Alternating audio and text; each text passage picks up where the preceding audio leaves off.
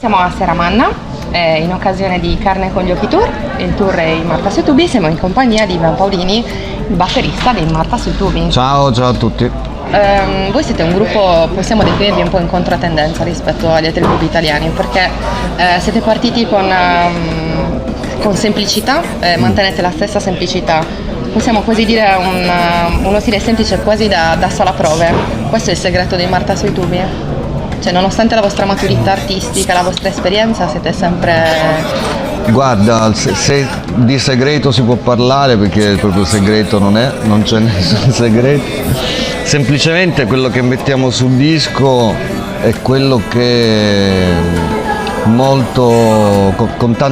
con molta semplicità riproduciamo quando siamo in fase di composizione, quando suoniamo in sala prove. Cioè non ci sono, come dire, mezzucci tecnici, super arrangiamenti, cioè tutto quello che finisce sul disco è quello che suoniamo noi e che poi riproponiamo dal vivo. Spesso capita che tu non hai molto tempo per maturare i nuovi brani, no? Quindi succede che magari dal momento in cui nascono al momento in cui finiscono sul disco non li suoni chissà quanto, non gli dai. Invece poi suonandoli poi durante il tour eccetera acquisti più padronanza, prendono forma. Sì, anche nelle piccole cose, nelle sfumature è tutto molto più chiaro, quindi... Ascolta Ivan, dai vostri testi si evince molto l'attaccamento alla terra, alla vostra terra, diciamo un po', in maniera un po' stonata anche un senso di stizza verso quella che era Milano Bene, verso quel mondo... Milano, hai detto bene, Milano rispecchia un po' l'umore dell'Italia e delle tendenze.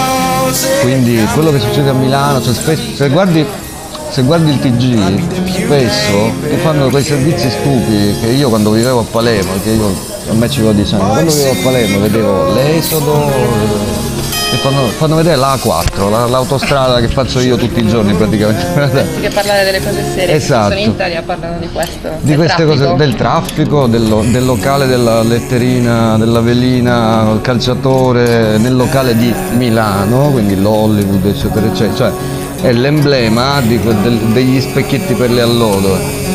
Chiaramente noi ne abbiamo fatto, cioè in Sushi e Coca abbiamo approfondito l'argomento, però è così. Carne con gli occhi, il vostro ultimo album, a parer mio, penso il mio modesto parere va ascoltato molto più di una volta per capire quello che è il significato reale. Discussione e canzone, avete messo in rima le discussioni? Sì, hai detto proprio bene.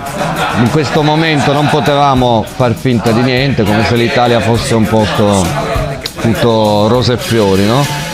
E non c'è stata molta difficoltà nel dipingere quella che è la situazione, proprio perché se ne discute normalmente, noi passiamo tanto tempo in furgone viaggiando, no? Quindi a volte ti dà fastidio proprio guardarli in faccia dopo il terzo o quarto giorno, ma all'inizio quando ci si incontra si chiacchiera amorevolmente, non capita spesso però si chiacchiera, quindi sì. Si mette anche in rima, come sì. dicevamo prima, le chiacchiere anche sul furgone. Poi finiscono nelle canzoni, queste discussioni finiscono dentro le canzoni. Beh, meno male, no, insomma con le canzoni si comunica. Da Seramanna, a presto. la Radio Network, Barbara Manca.